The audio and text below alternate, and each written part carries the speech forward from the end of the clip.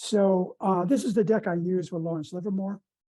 And basically the idea is the information you want to give people is like the fuel in this tanker jet. And you don't want to pour the fuel until you've made a connection. And the connection is emotional in our case. There's got to be an emotional connection, and that's got to happen within the first 5 seconds of greeting whoever we're greeting. And that's the challenge. And so when I was asked this at Lawrence Livermore about 12 years ago, how do we teach this? I went over to Stanford and talked to a neuroscience group that was putting people into scanners and watching them being pitched an idea to while they're in the scanner. And they're watching the brain during the pitch. And then they're talking to the individual later and say, okay, we showed you 3 different pitches. Did any of them convince you that you should buy, subscribe, vote for, whatever it was they were asking? And the person would say, yeah, I would vote for Tom. And they'd say, why did you vote for Tom? And they'd say, well, they give some rational reason. I liked his idea. But when you looked at the recording of the scan during that period, you could see a part of the amygdala light up on the screen when the person became convinced that Tom's story was going to be the right story. They actually decided within a few seconds that they were going to buy whatever Tom said over the other pitches. And I said, that's interesting. So you knew what they were going to decide before they told you. And they said, yes, in almost every case, that decisions are made fast and they're not made rationally. And when people tell you why they decided to vote for or buy from Tom or Sally, they would have a great reason, but it had nothing to do with reality. Which meant that the focus groups that you run for situations like that generally are giving you misleading ideas. You really don't know why someone is doing what they're doing. But I said, so if you were to watch those again, listen to the pitches, what do you think are the factors that make people buy into what you're saying? And they said, yeah, we've scoped it out and we think it's this. What drives someone to enlist or subscribe, join or support or otherwise commit to you is broken down pretty much by these percentages. The rational content that you're giving, which lends itself to the sense of competence that you have, is about 10% of what drives somebody. And it doesn't matter what type they are. It's still, you're dealing with millions of years, or at least 1 million years of evolution, which is not based on rational content. It's based more on story. Stories are more convincing than the content in the story. So yeah, you ought to have good content. It's got to stand up to science because someone's going to challenge you, and you got to have a good conscience. You got to know you're saying something that's true, hopefully. But that by itself is going to do nothing, really, very little. Those facts have to be presented in the context of a story. And story is a thing, it's a construct, and it's pretty easily understood, and it needs to be shaped. So when you do 90 seconds or 20 minutes, that's a 90-second story, which is an outline for a 20-minute pitch. So the story is critical, and the story and the competence together, and the story and the content together are about 30% of why someone would go with you. But they're not going to go with you unless they like you, unless they find you an authentic character. And that is sort of toward warmth. And so we need to understand how people read you as likable and authentic. And then physically, you've got to have body language which shows that you're confident about what you're saying, a little bit humble at the same time. So the workshop that I developed was working on these things, deconstructing each of them. And as I went back to the neuroscience community again and said, what do you know about this? And kind of grounded what I was saying in science, but I don't understand that. I'm not a neuroscientist. I'm counting on them telling me the right thing. It has been 12 years and all of it has held up. I've checked it now with 2 different neuroscience teams, one at Georgetown and the one at Stanford.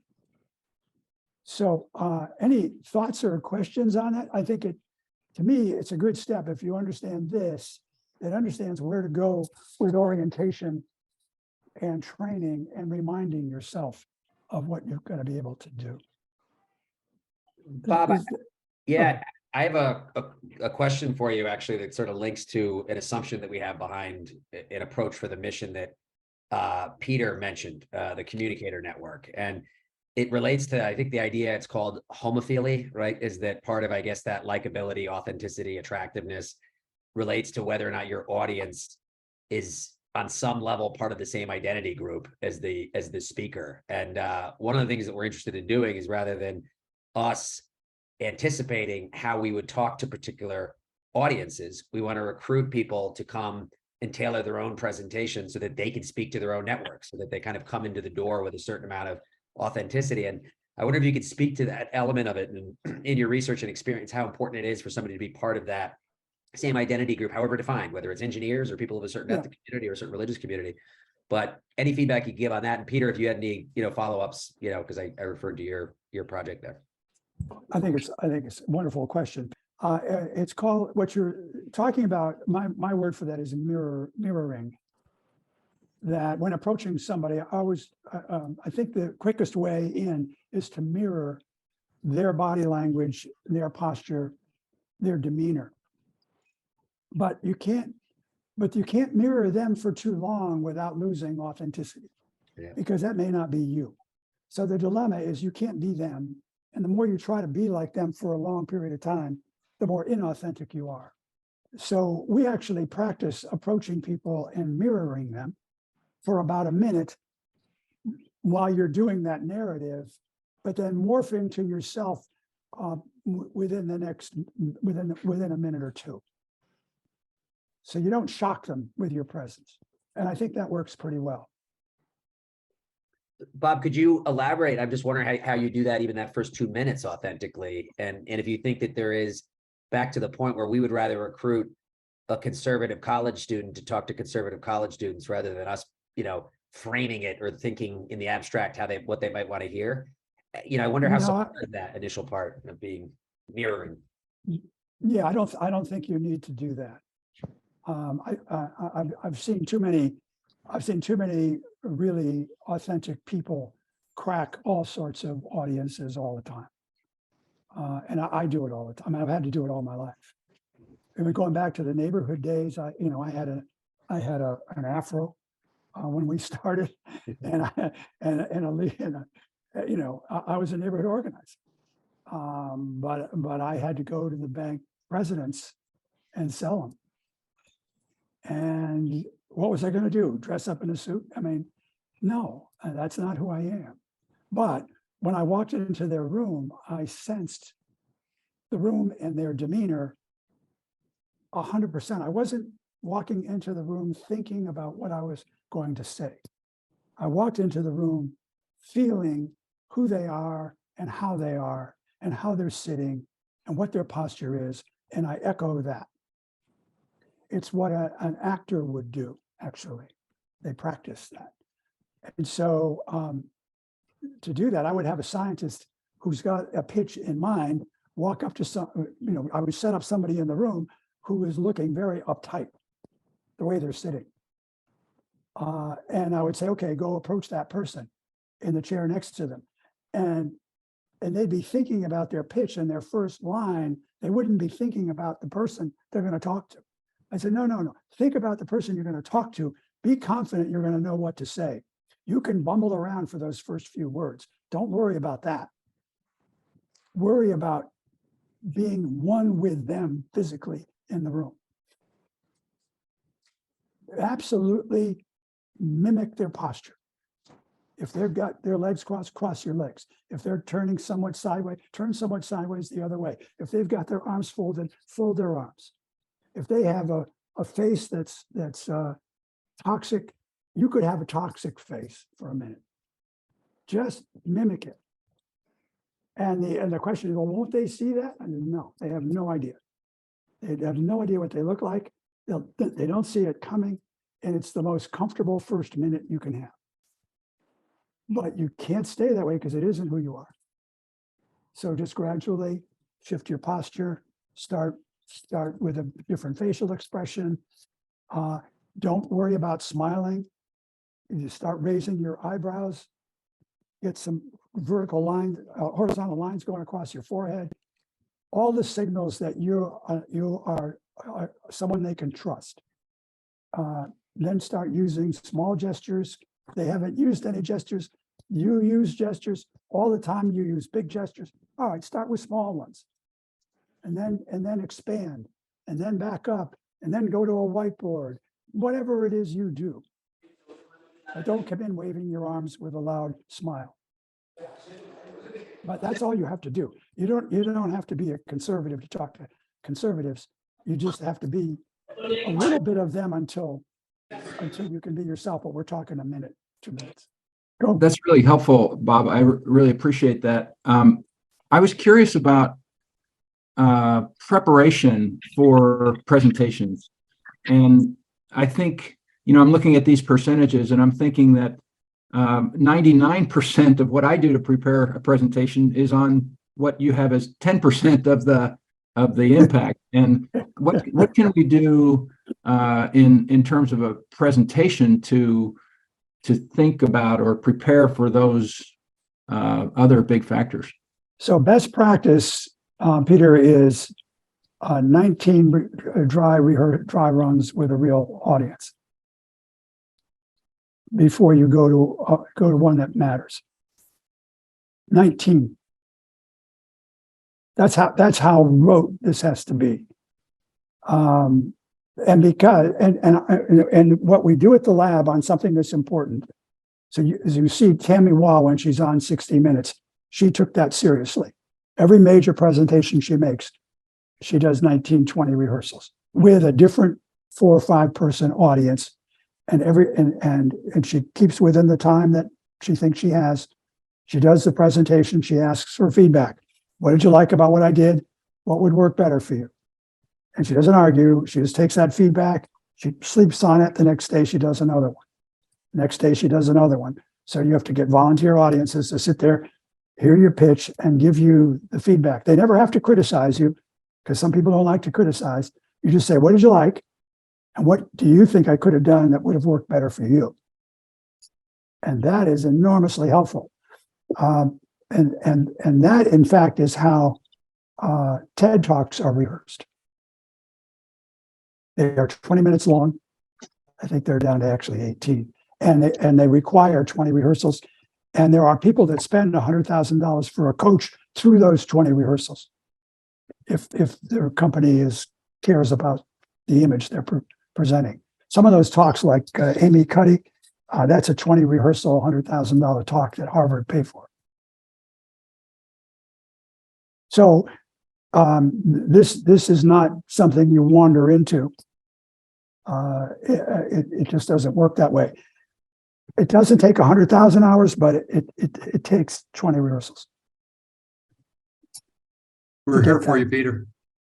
To get that right. No, and Peter, your question is exactly what every single person I ever talked to at the lab said. Only they would say 95% on the. I said, yeah, I know. I worked with a bunch of consulting companies over the years, and every time you get ready for a presentation, they're tweaking slides for the whole 2, 3, 4, a whole day of tweaking slides. I said, who's going to present this? Oh, we don't know yet. Oh, well, I want to see it. I want to see a dry run. Oh, yeah, we'll do that after we get the slides right. And they never do it. It's crazy. If you understand this, it makes absolutely no sense to do that, because someone's got to give you the feedback that your posture sucks. They don't have to say that. Just say, it would help me if you stood up a little bit straighter. It would help me if you didn't repeat the same gesture every 20 seconds. It would help me if you didn't use that filler every third sentence. all those things have to be pointed out, and you have to practice because they're bad habits and they don't break easily. And they're distracting, and they're not.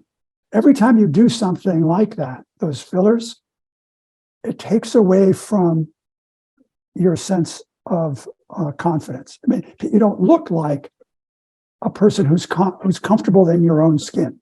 And that's where the authenticity comes from. So you become inauthentic as you repeat gestures or have the wrong gestures or have the wrong tone for what you're saying. Even something like, I'm really happy to be here today, makes me say, are you? You can't deliver that in a monotone. If you're going to use the word happy, there ought to be some happiness in the sound of your voice. That's all tone.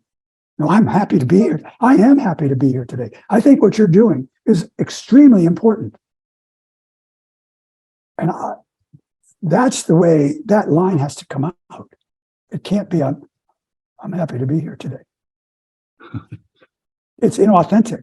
It's incongruent, and incongruence is inauthentic. So gestures, tone, have got to be right. And if you're not comfortable with the storyline and looking for notes, that's going to be a problem. And if you're depending on slides to convince anybody of anything, it doesn't work. Best practice is no more than 10 slides for a 20-minute pitch. And on those slides, nothing smaller than 30-point font. So you don't want anybody reading your slides. The slides can only be an exclamation point behind the point you're making. It's got to be a narrative that's selling, and it's got to be your delivery that works. Otherwise, you send a whole lot of people out into the field, turning people off when their intent was anything but that. I am really struggling with the question, how do you scale that? How do you take that from the personal interaction level to a broader outreach? So we can actually reach thousands, millions of people with that message. I think you have to model what you want. Like this group has to be able to do what's on this chart, basically, to the best of your ability, and take that to the next group, the next people you talk to. And I think modeling that and then talking about how you got yourselves there is going to help them get themselves there. If you're going to do video pieces that go viral, then that's how the video has to look. If you're going to count on training the leaders, then the people who do the training of the leaders have to be focused on that. If you got down to my local group and 5 people there wanted to start going to Rotary clubs with a presentation, then they've got to train those people before they go out. So I would put a lot of emphasis on training the leaders and training the trainers on this model and getting them as highly developed as you can. It's never going to be perfect, but it'll make a huge difference. So what I did at Livermore was to train the top 1,000 people over the period of a year. And then they became trainers for their own group. And then within their group, they named trainers at the next level. And so they're cascading the training down through, and that's how they're scaling it. But just the fact that the leader is behaving and speaking in those tones and being able to get up and say something very personal and very vulnerable in front of a group is going to make the next person in the chain more willing to try that. And deconstructing it kind of looks like this. You do want good data and you want good logic. But if you're going to use slides, you want to use the 10-20-30 rule, which I think is state of the art. And that's what TED Talks are using, for instance. If you just turn one on now, you're going to see this 20-minute. It's going to be 20 minutes long. It's going to have 10 slides. And the 10-20-30 rule, well, first, never talk longer than 20 minutes at a clip. without doing a lot of Q&A at the end of that 20, or that's the end of your talk. So the narrative should go about 20 minutes. Never use more than 10 slides, because if you do, you're going to distract from your own narrative. The visuals are very strong. They're going to take away from what you're saying. So 10 slides, 20 minutes, and nothing below 30-point font on the slide. Don't get people reading the fine print on your own slides, because they start reading and they've lost what you were saying. And the worst is if you turn and read your own slide. Now you've lost eye contact and presence with them. So you have to have this pretty well memorized to know what's coming up. It's why 20 rehearsals get to be important. Making it memorable, using props, metaphors, similes, analogies, all the kind of literary tools that writers use are really great in the way you do the presentation.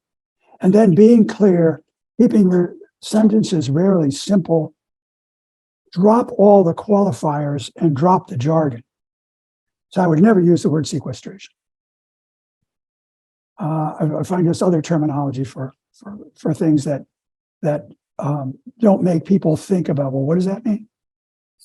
I mean, the government cut off our funding with sequestration. So, I mean, it has connotations that we don't really want to have to fight. So listening to somebody's presentation, I would use these filters in critiquing it. Too many slides, too much fine print. This is going too too long. There's nothing memorable in it. How about a metaphor? It's, not doing sequestration or whatever you're going to call it is like what? And a metaphor from a different field that's obvious, probably funny, and not ever used before. An analogy's a story that's similar. Well, if you did this, it would be like us not trying to clean the air out of it. Something that sticks, to walk away with. And then I do another workshop on story. What's the arc of your story? For you folks, I would think it would be something like a construct, which is, what's the situation? What's the complication? Why is it so difficult to solve? What's the resolution or the solution to that situation? And then what's the value of that solution? And if I were to work that out in 20 minutes, I would say the first 8 minutes would be situation complication, and then the remaining time would be solution and value. And I wouldn't go too deep into the solution. That would have to be another 20 minutes on that detailed question, but don't go in the weeds. Stick with the story. Yeah, I think that's a great question. It'll take me an hour to answer it.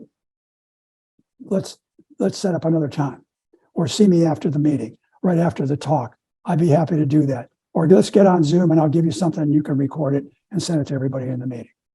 But let me finish the narrative, because it's important.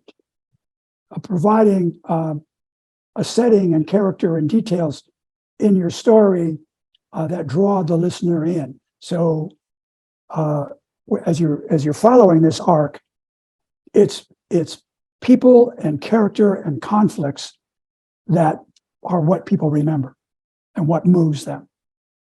It's not abstract. And sometimes doing a little additional detail on those characters. So, and some kind of protagonist that needs a resolution. Every story is a fight. It's a fight for the values of integrity, trust, all the mom and apple pie values that you always kind of laughed at are believed by everybody all around the world. And the only variation is somebody who's insecure is not behaving according to those values, but those are their values. So our whole nation is really insecure right now. Oh, what you're seeing is our worst behavior. So that's what we're fighting. All right. So you want people to relate to this fight. It's got to be personified. It's got to be a story, and it's got to be delivered with both warmth and competence. So workshop 1 on Zoom was mostly about getting the way of telling the story right, so that you could be confident that it's got the right facts. But then another half day on the story, and then I do half a day on authenticity and likability. One is you can't criticize people unless you can make them feel that you love them about 5 times for every criticism. And in a presentation, or in a brief interaction, you're not going to have time to give them comfort with the thing you want to say that's critical. So you have to be really, really, really, really careful. And if you end up sounding critical, being critical of them personally, on a 5 to 2, 5 to 3, 3 criticisms for everything, it's not enough. That's like 40 years of research on that one. So I use Marshall Rosenberg's work, which is what called it's a conflict resolution technique called nonviolent communication.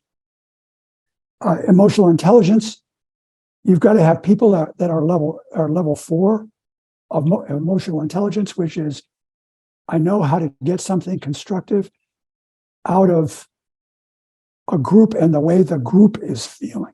So if I walk into an angry group, I know how to get something constructive from them. That's the highest level of emotional intelligence. The people you send out, especially to deal with people who are angry and don't want to hear about what you have to say, you've got to be at level 4.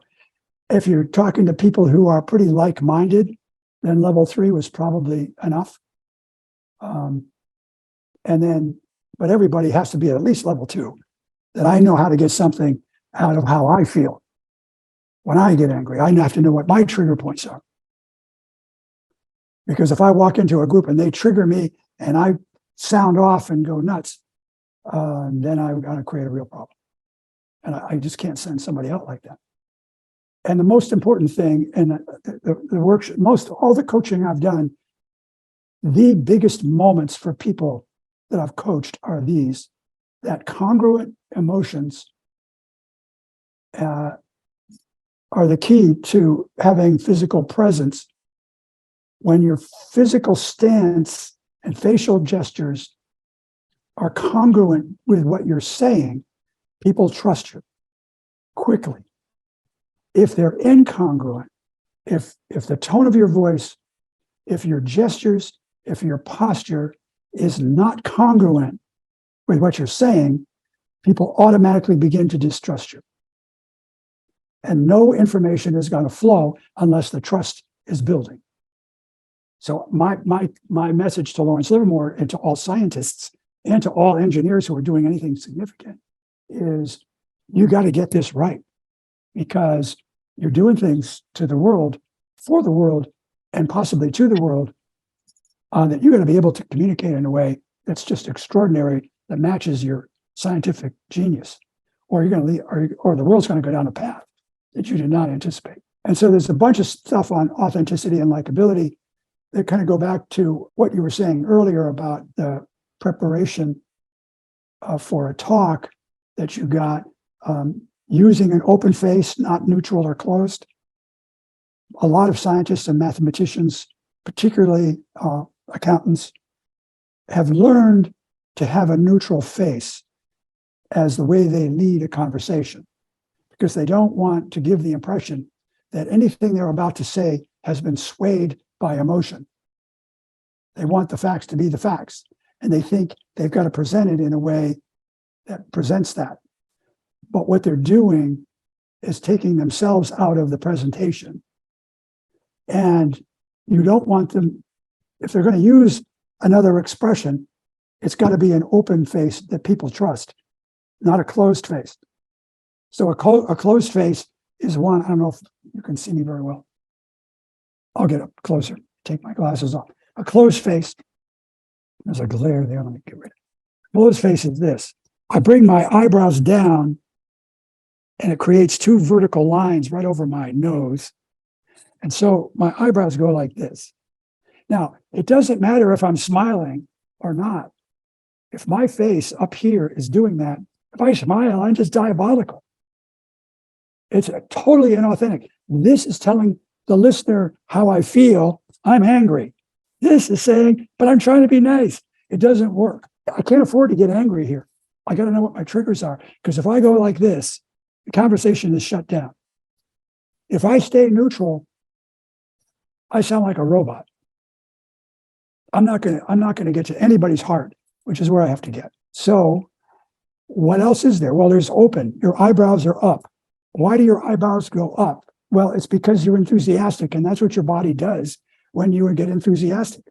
So the 20 rehearsals are, how do you get yourself up to the level where your whole body lights up, and that lights up so much, it's going to communicate. Watch Tammy Ma when you see the 60 Minutes thing on Lawrence Livermore. Watch her. She is really practiced. It does not look phony.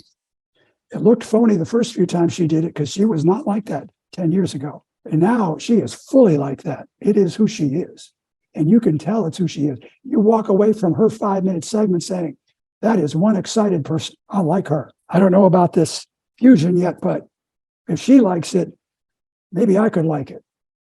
That's how you'd want to leave someone in that 5 minutes. So open face, my eyebrows are up, so much up that my forehead wrinkles across. That's the person I trust. If my forehead wrinkles down over my nose, that person is playing out some kind of anger. And so there's only one face that's working for you, and that's open. And you can't do it all the time. It's almost like an exclamation point.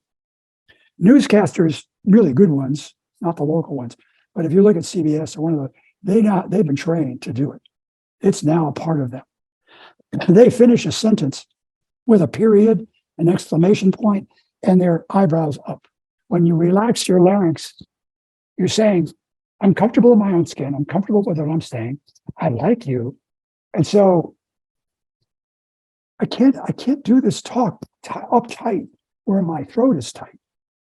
I gotta get my whole being relaxed, comfortable.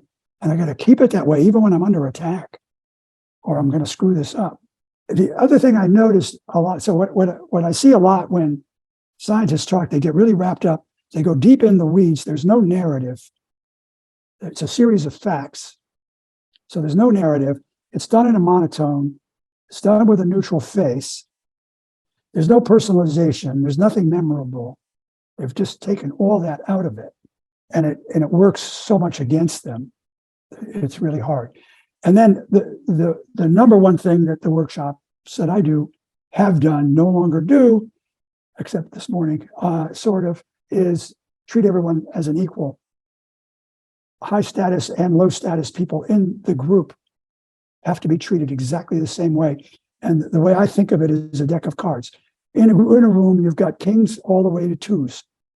I take the ones out of it because it's confusing cards. But everyone in the room has got a status. And you have a status in the room. I've worked with thousands of people now on this question. How do you want to be treated? How do you want to be seen? How do you want to treat people at the various levels in the room? Because if you're not conscious of it, you're going to blow it. You're going to treat the kings and queens as royalty. You're going to ignore the twos, and you're going to be begging to be treated like royalty without even thinking of it. And it's all wrong. The whole world, the value system of the whole world, after 1 million years of evolution, people want to be treated, and want to treat people. They want people treated the way they want to be treated. It's in every religion, every philosophy. It's almost the number one foundational principle. How do you want to be treated? I want to be treated with respect. Well, that's about a 10. I don't need to be royalty, but I'm not incompetent or useless either. I've got something to offer. So I want to be treated as a 10. I want to be seen as a 10.